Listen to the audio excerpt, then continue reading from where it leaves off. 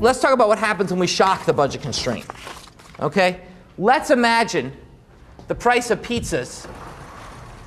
Let's imagine the price of pizzas rose from $16 to $24. Pizzas got really expensive. Okay, we decided we only want gourmet pizzas or something. The price of pizzas went from $16 to $24. What does this do? Well, let's look at figure 5 too. It'll show what that does.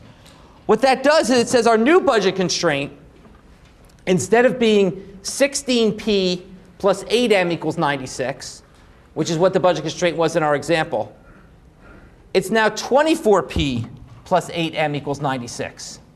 Okay, that's the new equation for the budget constraint. Or more relevantly, the slope of the budget constraint has flattened from -1/2 to -1/3. The slope has fallen from -1/2 to -1/3. The price ratio has been reduced from 1/2 to 1/3. Now, forget utility for a second. Forget the fact that we've thought about utility. Just looking at this, okay, can you tell whether you are better or worse off from this price change? So in fact, the answer is your opportunity set has been restricted. So we could think about the opportunity set.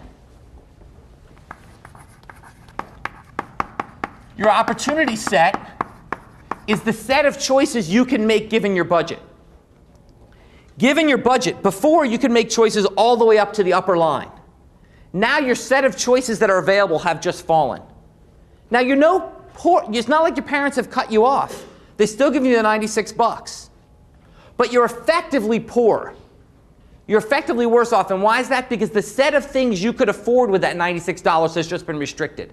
And unless you truly have no value on pizza, okay, unless all you care about is movie, you're like allergic to, you're like gluten and cheese allergic or something, okay? You have no value on pizza, okay? Then you're worse off. Your opportunity set's restricted, and that's the key insight here, is that you are worse off because a price is increased. Okay, a price increase makes you worse off. It restricts your opportunity set.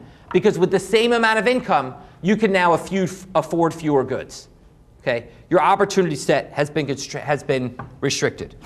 Likewise, now let's talk about what happens when your income falls. Okay, that's the next figure.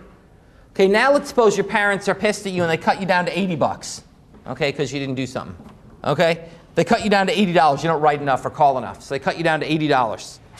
Okay, well here, the slope of the budget constraint is not changed, because what determines the slope of the budget constraint? It's prices, and no prices have changed. Okay, the slope of the budget constraint is unchanged because prices haven't changed, but your opportunity set is once again restricted because you now have lower income. So you can now afford fewer pizza and movies. Okay, so now instead of being able to afford up to 6 pizzas and up to 12 movies, you can now only afford up to 5 pizzas and up to 10 movies because your income has fallen. So once again, you're unambiguously worse off. Your opportunity set has contracted. So your opportunity set will contract whenever your income falls or whenever a price increases. Okay? And how it affects the graph will depend on whether it affects prices, which affects the slope, or just income, which affects the intercepts.